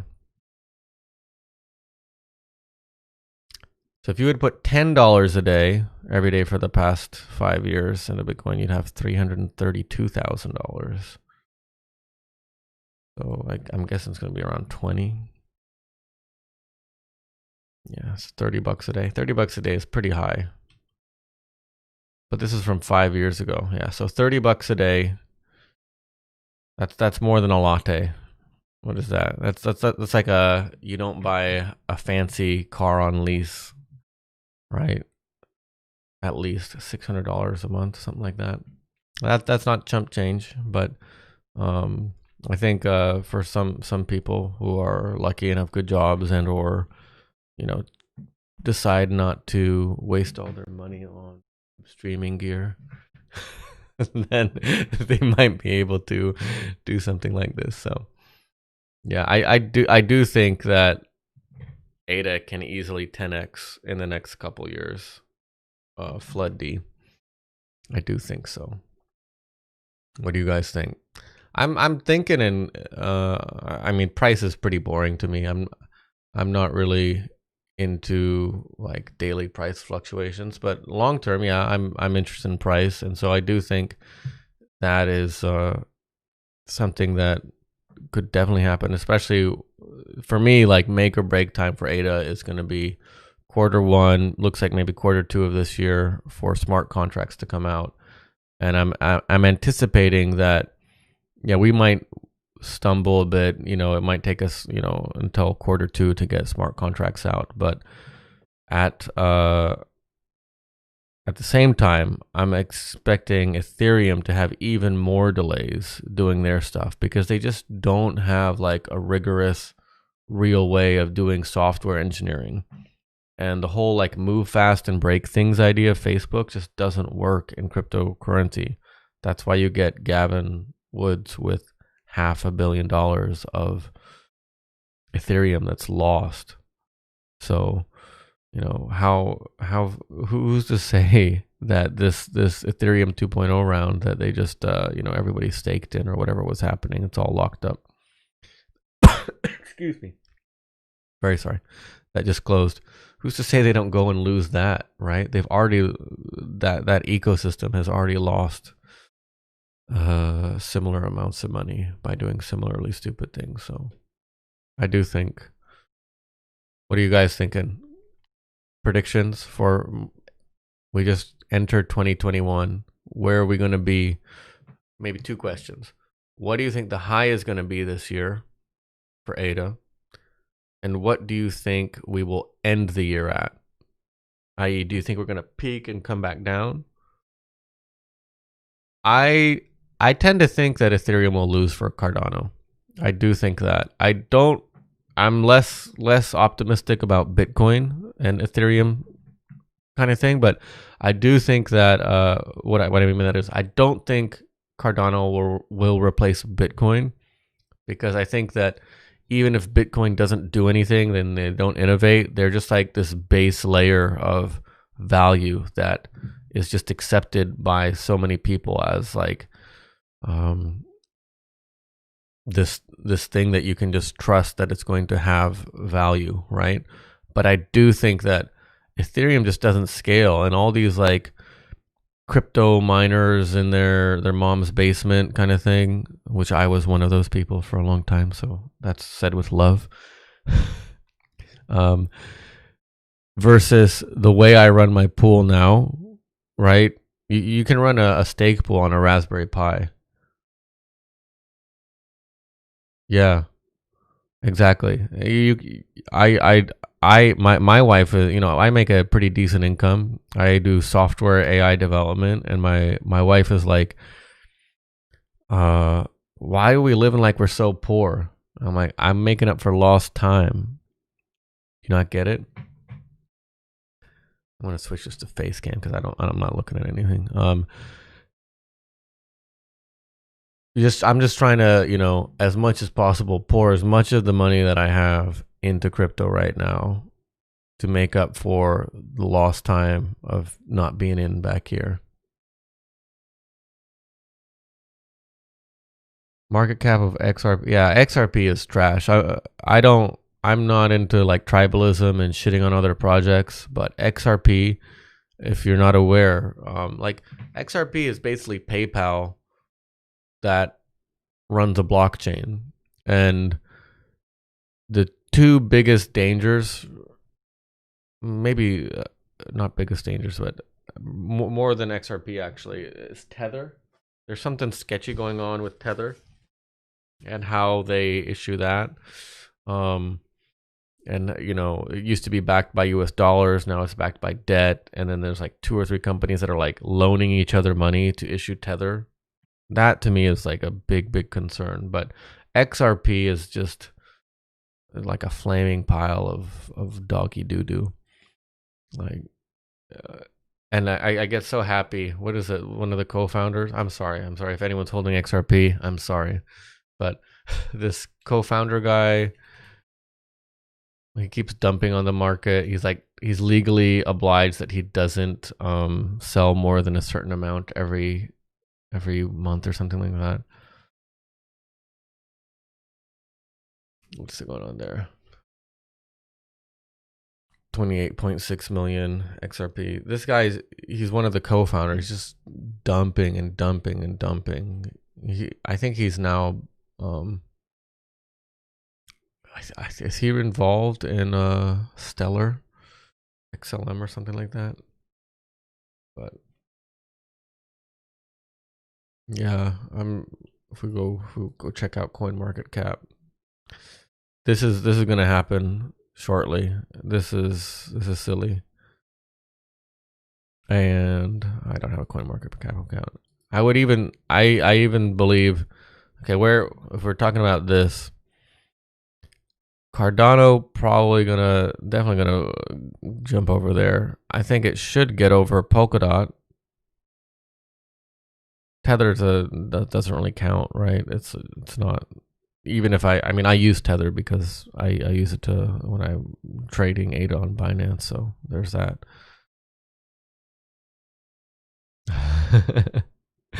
Exit strategy with Flare. I think Elliot Forge has got some Flare coming to him. The XRP stuff, right? I think in the next year or two you could see this swap between Cardano and Ethereum. Not swap. I don't know that Ethereum will crash or go away, but if everything works out, if Goguen is launched, if we can get some decent projects on the thing, and if people have an economic incentive to leave Ethereum, right? Because one, I've been really impressed. I was more skeptical about Cardano before I saw all the stuff that they're doing with like what is it, the KEVM and this kind of stuff to like port existing projects from Ethereum over to Cardano easy. Because yeah, that's like, okay, I made a new smartphone. Is anyone going to come over to my platform because, away from iOS and Android, even though it's better? Probably not. So I was a little bit skeptical of Cardano from that perspective. But now that it's like kind of more like plug and play-ish or simpler to move from Ethereum to Cardano, like why, ask the inverse question, why would you stay on Ethereum when it costs you like tens of dollars to do a transaction or to like fund your gas fees and stuff like that, right? Does that make any sense? Would any developer who has something of value that people are willing to pay tens of dollars to run a transaction on, why wouldn't they just move that over to Cardano and collect a slightly larger cut for themselves? So what will happen with Cardano if Tether is a scam? It's not just Cardano. Like there's a lot of concern that the entire crypto market space is being propped up by Tether, and that like they are issuing Tether and then buying Bitcoin with Tether. To make the scam super simple, let's say we have Bob and Susan. You know, Susan makes the Tether, and in the past, Susan said, "I make one Tether every time someone gives me $1." But now what's happened is there's Bob, and Bob doesn't give Susan $1. Bob says, "I owe you $1 million," and Susan gives him $1 million Tether. And then Bob says, "Oh, by the way, Susan, I noticed you have this sister, Mary," or Sally. Let's say Sally, because Sally is not Goguen phase. So Sally happens to run a big exchange called Bitfinex. I'm going to take this 1 million Tether that you just gave me, and I'm going to go buy Bitcoin from Sally. Right? That's basically, from what I've been able to understand, what people are saying is going on with Tether. So it's actually could be larger than just a Tether scam. It could be an entire crypto scam, and I'm kind of I'm very concerned about it, but I'm buying in anyways, because I think even if like this is a giant zit on the face of crypto, like worst case scenario, it pops, we all go down, I'm still going to spend my 25 to 30% buying that crypto on the way down. And I do think crypto will survive it, because I think this is kind of an unfortunate thing. When something starts to make money, people take advantage of it and try to figure out other ways of making money on it. So even if Tether is this giant scam which like does serious damage to Bitcoin and the cryptocurrency space, I don't think it will be long term. Right? Does that make sense? What do you guys think? So there's that. You guys getting tired of listening to me? Want to James, that's exactly what's happening. Yeah. James thinks that's what's going on. So what do you think, James? How much pain is this going to cause when Tether? Do you think Tether will burst? Is this going to cause significant damage? And if it does, what's it going to do to the crypto space? Polkadot. So we were just talking about that, Flood. So how do we talk about this? There's Vitalik Buterin. I can't say any names. There's Charles Hoskinson. And there is one more guy in here, which is Gavin Wood. And I will put, just out of respect, Vitalik is over here on the left, kind of Ethereum creator. And I'm going to put Charles up top on the right. Charles and Gavin Wood were all kind of involved in Ethereum in the early days, right? And Charles had some kind of like difference of opinion on like how to run things in terms of like whether this should be a for-profit or a non-profit. And my understanding is that, and I agree with Charles, like Ethereum Foundation is a non-profit, right? And it's totally funded only by the goodwill of the community. And Charles has set up Cardano in a way that there's three entities involved in Cardano. There's IOHK, which does the engineering development. There's the Cardano Foundation, which is supposed to be like, the Ethereum Foundation or the Linux Foundation, like running the whole kind of development of the protocol from a larger scheme. And there's Emergo, which is like the venture capital arm. So the Emergo is supposed to invest in projects that help Cardano succeed, right, and get adopted. IOHK is supposed to do the engineering, and Cardano Foundation is supposed to grant engineering contracts to develop it and basically develop the protocol in the long term. Technically, it might not be IOHK in the future that gets awarded these contracts to further develop Cardano, right? So why am I talking about all that? There's this whole idea of governance and everything that's going on in Cardano. Gavin Wood is the guy who has started Polkadot, I think back in August, pretty recently, right? When did Polkadot come out? But we just had this on stream earlier. Gavin Wood also lost what was then $150 million, and what since then has become $600 million worth of Ethereum.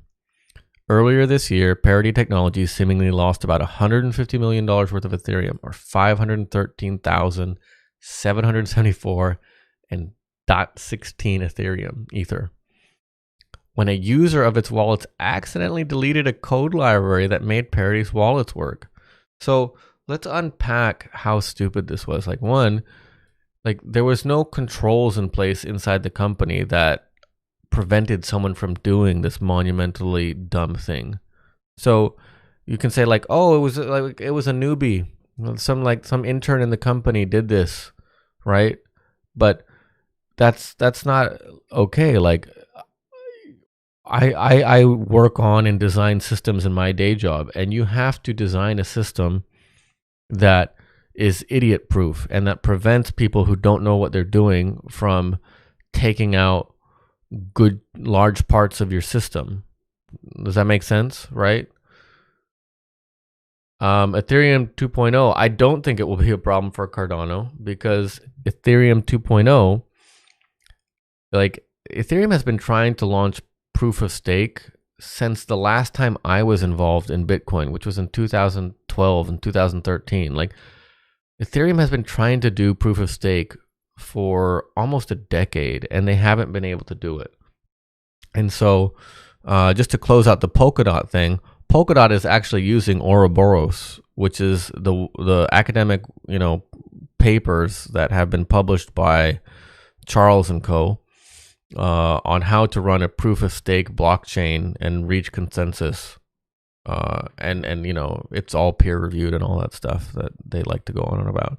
So Polkadot is using that same protocol as its kind of backbone and spine. So if you have one group of people who loses 500,000 Ether, $500 million worth of money doing, Wild West cowboy shit, and they're basically looking over their shoulder to copy the Cardano work, why would you not just go with the people that came up with it, right? So that's to talk about Cardano versus Polkadot. And then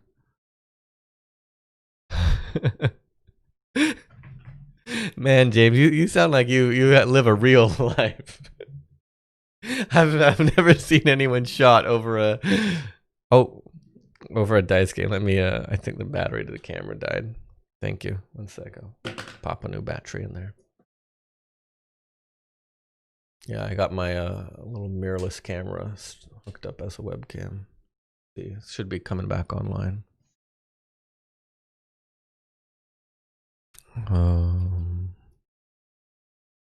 Camera, where are you? Okay, I think we're back. Yeah. Sorry about that. So, did I not have this on screen? Sorry. I'm still new to streaming. So, we had Vitalik, we had Charles, and we had Gavin. Real streets, man. That's real. That is cool. You gonna stay on the streets when ADA gets to $5, James? What's Ada got to go to for your life to change? I think for me, I need around like a somewhere between a $2 and $5 ADA, and I think I can quit my job and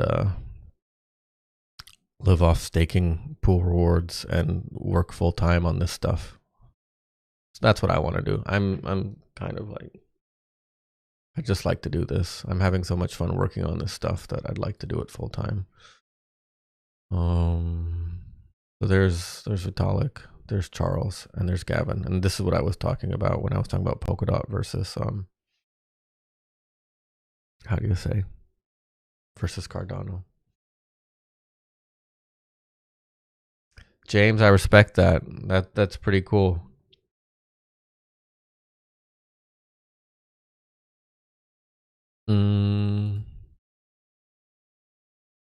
Which coins can have market cap? Bitcoin is halfway there, right? So what's the market cap of gold?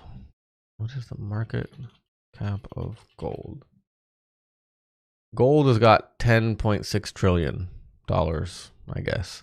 So, you know, if Bitcoin is competing with gold, you can see a future, maybe within our lifetimes at least, where Bitcoin is. I lived in India for 3 years, and it's quite interesting. Indians love gold. I don't think that's a incorrect thing to say. It's part of the culture, part of the civilization, and respectfully, like, it's like a, why would Indians like gold? Well, when I was in India, I lived there for 3 years in Mumbai. My saving account paid me 7%. My saving account paid me 7% interest a year, right? I thought that was awesome. And then what happened? I was looking at maybe buying a home in India, and I went and I looked for a mortgage, and then I saw, oh, mortgages are 9%. And by the way, inflation is 8%. So that's when I realized and learned, like, whatever inflation is in a country, savings accounts will pay you 1% less, and mortgages will cost you, like 1 to 2% more, right? So why am I talking about India and inflation and all this kind of stuff? Indians love gold because if you hold money in a bank account in India, you lose 8% a year. Think about that. Like, it doesn't take like 5 or 6 years before you've lost half of your money if you hold onto cash in India. So Indians have a huge incentive to move their money into things that don't get devalued. So, people laugh and say, "Oh, you Indians, you buy a bunch of gold, you give a bunch of gold to your daughter for her wedding." But they're doing exactly what James is talking about in the chat. They're trying to lock up their value into something that they can pass on to their kids that won't be worthless in the future. And it was quite interesting. While I was living in India, dowries are a thing, or trying to be phased out, but they're kind of a thing. And there'd be some comedy videos about like modern Indian families who are accepting dowries of Bitcoin rather than gold, or in addition to gold. And you always read stories about how, I'm going to pull this up, Paul Tudor Jones Bitcoin report, store of value.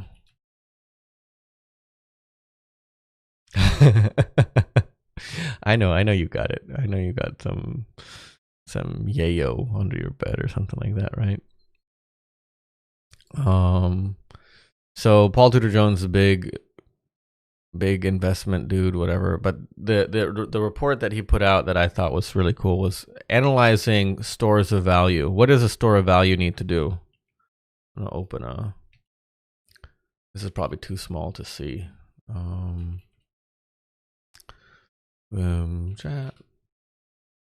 Anyway, so a store of value needs to be transportable. If it's not transportable, then you can't move it around, right? It needs to be divisible. If you can't divide it, you can't like what you're going to take your bar of gold and go buy like a candy bar with it? You're going to like shave off a little chunk of gold to give to the person? No. So, that, these are two of the things that were interesting to me, because what is crypto? What is Cardano? What is Bitcoin? Like, they're very divisible. You can send, fractions, decimals out to like 9 places of an ADA or of a Bitcoin. So divisible, done. Transportable. You always hear, when I was living in India, these stories of people going abroad. They try to buy gold. Like, they don't declare their income, so they don't pay taxes on their income in the country. They go overseas. They try to buy gold overseas, and they bring that gold. And, being humans, we try to smuggle gold in various parts of our bodies to get through customs. But there'd always be like once a week, there'd be some dude who was like caught with gold in his anus, right? And coming back from the Middle East or somewhere where they had tried to buy a bunch of gold and bring it back in. So, I really think crypto is going to be huge in India when things get figured out over there, because the country likes to save. The people like to save money. They like to move things around. They like to to preserve their wealth. So I think more than China, even, I think India is going to be huge for the cryptocurrency space. And I don't think that having 45 billion coins is a problem, Flood, because it's basically just like what people will tell you is number of coins and value doesn't really matter, because are you familiar with scientific notation? Like, I'll show you how you've probably encountered for anyone who hasn't encountered scientific notation. What's like 5,000 to the 5,000? Let's do something even simpler. 2 to the, what the F is this? We took 2 to the 256 power and we get this weird thing. Right? 1 point something. And why is there an E in my number? Huh? What's going on there? What this is saying, that this is a scientific notation, and it's saying this 2 to the 256th power is 1 with 77 zeros after it. Because when you have a number this big, it doesn't really matter what the millionth place is, or what the tens place, or what the ones place is. Like, it's such a big effing number that all you have to worry about is how many zeros are after it. So when people say like, well, what is the problem with the 45 billion of coins or of ADA? If we go back on a coin market cap over here, it's not that, like, these are just decimal places, the same way you have it here, because one ADA, let's say there were only 4.5 billion ADA, right? What would that change? That would mean that the price of ADA would be $3.46 rather than 34 cents. You just move this decimal place over. So if you want to compare cryptocurrencies against each other and what their value is, it kind of only really makes sense to compare not the price of where one of it is worth, but what one Satoshi or what one Lovelace is worth. What is the smallest amount of that cryptocurrency you can have? Like 0.0000001 ADA or something like that, or 0.00001 Bitcoin. What is that worth, right? And how many of those are there? That's the only thing that really matters. And even then, it doesn't really matter, because I believe probably most crypto projects can arbitrarily increase the fractions of Bitcoin or ADA you want to hold up to some, like floating point 16, floating point 32 kind of thing, kind of restriction. That doesn't make sense, so you don't worry about it. But the point is, it just keeps the transaction, like humans, we like to think in terms of, numbers that we're familiar with. And for a longer time, would you rather spend like would you rather go to the corner store and buy a gallon of milk for what, 5 ADA, or would you rather spend, what is that going to be? What is $1.50 divided by 32.424? Would you rather spend 0.000046 Bitcoin on a gallon of milk? Right? Like humans aren't made to do this. And it's kind of interesting, actually. Look, what did we say? It was 5 ADA for a gallon of milk, and it's around 0.0046. That's maybe 0.0005 Bitcoin, right? It's just the decimal place that's moved over. And it's easier for humans to think in, integers, 1, 2, 3, 10, 11, like our monkey brains, whatever, weren't designed to easily rationalize fractions and decimals. I don't think any, gorilla ever ate 0.0004 bananas or, that kind of thing. So it's difficult for, I think, us to rationalize in our daily lives. Of course, we can think about it and make abstract notions and reason about it, but for me, it's just easier. Of course, in the future, ADA goes to $5 or something like that.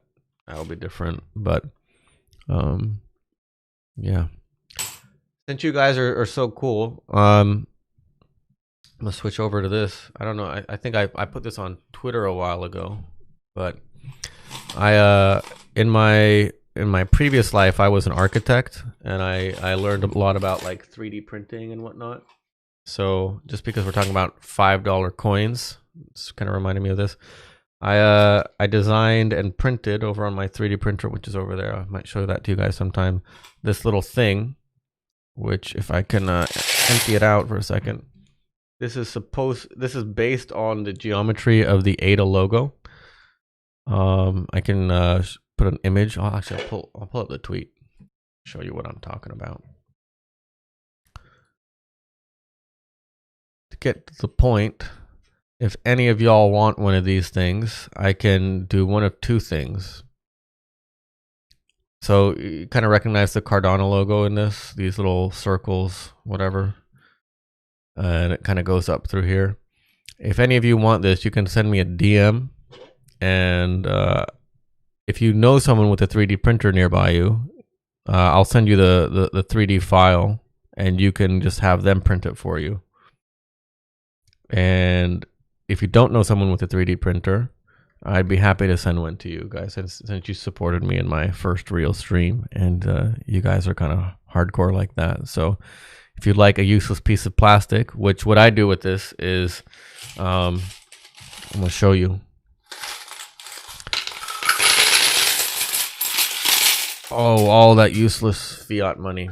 I take this, and every day when I come home, I put all my coins that I gathered that day as change into this jar, or this little bowl, and then once a month I go dump this in an ATM, because in Japan you can deposit coins into ATMs 100 at a time, so sometimes I have to break it up. And what I do is then I go and I transfer that to a cryptocurrency exchange, and I go buy ADA with it. So this is my little ADA converter, right? So if this is something you're interested in and you'd like to have for yourself as a thank you to all of y'all, James, you got one for sure. So if you want to preserve your privacy, I can send you the file, and you can figure out a place to get it printed at like a local hacker space or something like that. If you don't want that and you're comfortable sharing your address, you can DM me your address, and I will physically send one out to everyone in this stream right now. How do you want yours autographed? On the bottom? I don't, or on one of these little bubble type things. And you can also pick a color. I just got this clear one, right? Which is I think it looks kind of classy because it looks kind of like glass and it catches light. There's also the gray. I think I also have a bright neon blue. This is these are basically 3D printing filaments, right? So I was printing a headphone stand for myself. You can see that this failed. Right, that's what that looks like. This is so how a 3D printer works. If you're not familiar, it goes layer by layer, prints one layer at a time, up and up and up, and then it gets to the top. But on the inside, it's not printing solid. It prints a kind of pattern that tries to keep it strong. So this was supposed to be a headphone stand for these giant headphones that I have, but the print failed halfway through. So that was sad. But yeah, if you're in chat and you want one, just send me a DM on Twitter or on YouTube, and I will send one to you. Okay? Because I really appreciate you guys being here, and I will take any request, autograph. This is not OnlyFans. There will be no underwear or bathwater of any kind and that sort. And the reason I started talking about these little things is one of my favorite things about Japan is that they have these 500 yen coins.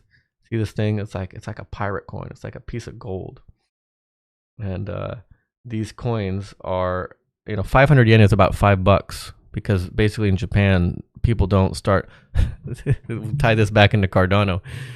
In Japan, there's no such thing as a dollar. There's only yen.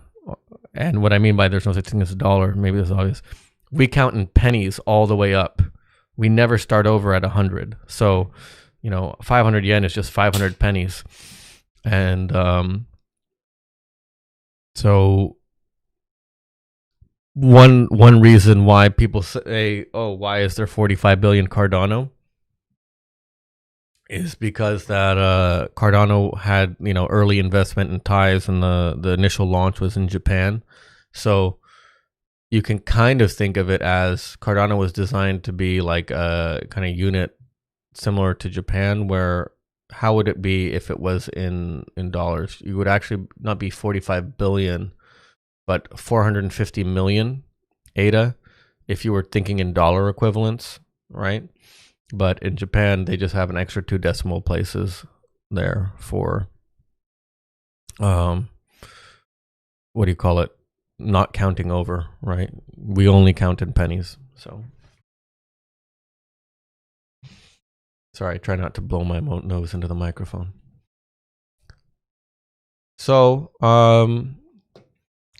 if nobody has any other questions or ideas about topics to talk about, I think we're going to wrap this up soon. It's been about an hour and 2 hours and 15 minutes. That went by much faster. I'm sorry to my wife if she's still watching. I'm sorry, baby. Please take me back. And I'm glad we got to learn a lot about illicit substances in St. Louis. And chat with you guys was pretty fun. Yeah, like I said, slide into my DM, send me a tweet or a YouTube message if you want to get your very own magical fiat accumulator to ADA transformer. Okay? I had fun, guys. It was Saturday morning in Japan. I haven't had my coffee yet, so the ADA thing, what didn't you know, James? That? Yeah. And I think I'll put a video of this on YouTube. I don't think anyone will really be interested in watching this 2 hours of blathering, but maybe if there's something we were talking about that you want to refer back to, you can go and find it if you want to do that. So I really appreciate your guys' support. If you can like and subscribe and share this channel with your friends. I really hate saying that. I hate watching that, so I try not to do it too much. And if you want to be super cool, just like James has. Oh, I just closed it. We can see James has really helped out. I woke up this morning and I found out I lost 8,000 ADA from the pool. Somebody moved on. I don't know why. If you're out there, again, you too. Also take me back, baby. But thanks to James, we were able to get over 300,000 ADA. And I'm really trying to get this number. I'm hustling hard, trying to get it over 1.3 million so that we can make blocks every epoch. And I really appreciate your guys' help and support in doing that. And if you have any questions or ideas for topics in the future you'd like to discuss, I'd love to hear them. And I'm going to go have a coffee because I'm falling asleep. Okay? Have a good day. I really had a fun time. Thank you.